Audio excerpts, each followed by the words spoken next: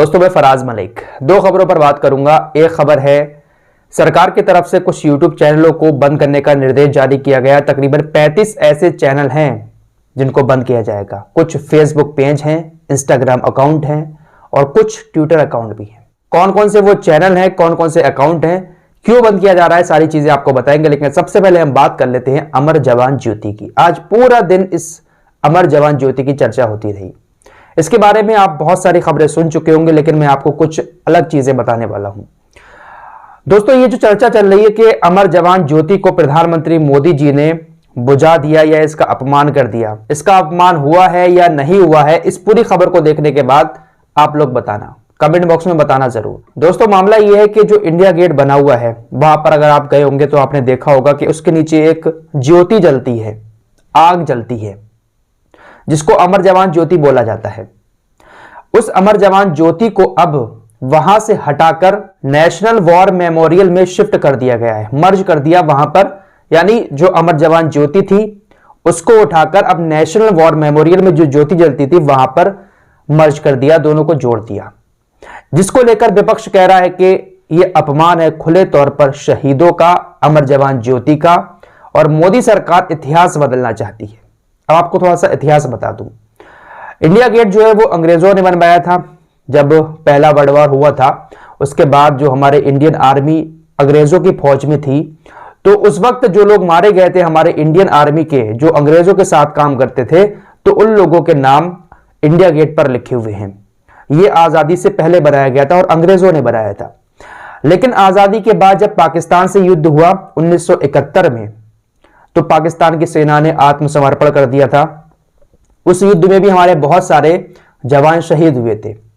तो उन लोगों की याद में यह कहा गया कि पहले एक नेशनल वॉर मेमोरियल बनाया जाए जहां पर एक ज्योति जले और जितने भी लोग शहीद हुए हैं उन शहीदों के नाम लिखे जाएं। लेकिन उस वक्त वो नहीं बना था। खबरें ऐसी भी आती हैं कि सरकार ने कहा था कि इस वक्त पैसे की कमी है और इसको बनवाएंगे तो पैसा बहुत ज्यादा बर्बाद होगा, इसलिए अभी एक अमर जवान ज्योति इंडिया गेट के नीचे ही जला दी जाए। तो 1971 में जो युद्ध हुआ था उसके बाद एक अमर जवान ज्योति वहां पर जला दी गई थी और तब से वो आज तक जलती चली आई थी। लेकिन अब मोदी सरकार ने 2019 में नेशनल वॉर मेमोरियल बनवाया जो कि इंडिया गेट से 400 मीटर की दूरी पर है।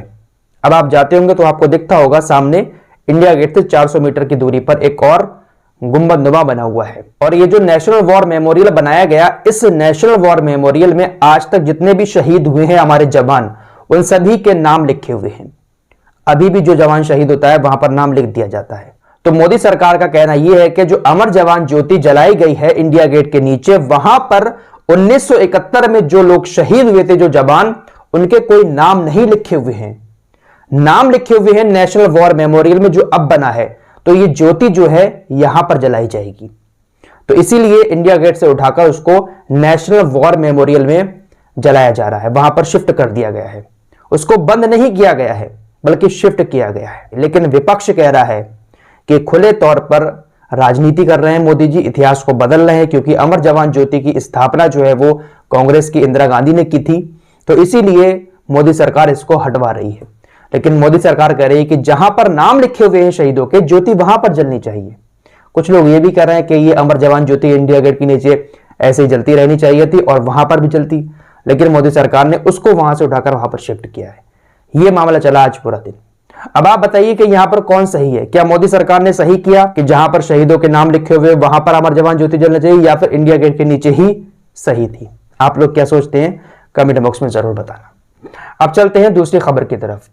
तकरीबन 35 YouTube channel, 2 news website, 2 Twitter account, 2 Instagram account और 1 फेसबुक अकाउंट को ब्लॉक करने का निर्देश जारी किया है मोदी सरकार ने।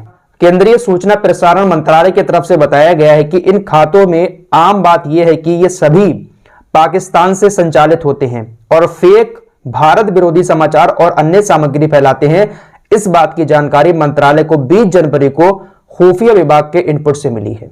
बहुत सही कदम है, मेरे हिसाब से देखा जाए तो बहुत सही कदम है। अगर कोई भारत को तोड़ने की बात करता है, भारत के लिए भारत में बैठकर फेक खबरें फैलाकर तनाव पैदा करता है या उल्टी सीधे खबरें चलाता है, तो उसके ऊपर कार्रवाई होनी चाहिए, बिल्कुल कार्रवाई होनी चाहिए। लेकिन अनुराग ठाकुर ने कल कहा, यह अभी हाल ही में सूचना और प्रसारण मंत्री बनाए गए, उन्होंने कहा कि देश के खिलाफ साजिश रचने वालों के खिलाफ कार्रवाई जारी रहेगी। आपको बता दें कि पिछले साल यानी 2021 में भी तकरीबन 20 यूट्यूब चैनलों को बंद किया गया था, लेकिन कौन कौन से चैनल थे वो नाम सामने नहीं आए थे, ना बताए गए थे।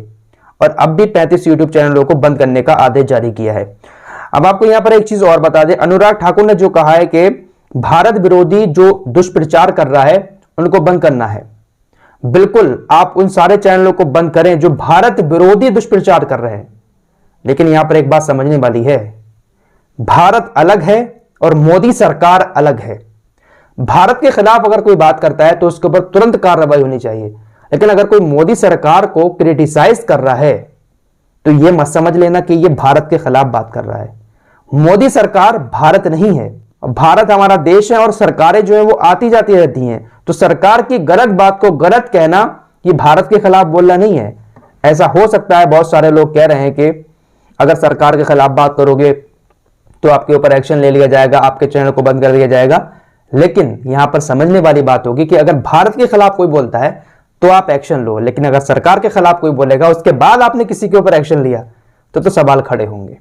लेकिन ये अच्छी कार्रवाई है, अगर कोई भारत को तोड़ने की बात करता है, पाकिस्तान से कोई चैनल संचालित किए जा रहे हैं तो उनके ऊपर सख्त कार्रवाई होनी चाहिए और बंद करना चाहिए। बिल्कुल भारत को तोड़ने वालों को हम समर्थन नहीं करते। तो फिलहाल इस रिपोर्ट में इतना ही, मिलते हैं एक और नई वीडियो के साथ, तब तक के लिए अपना ख्याल रखिए।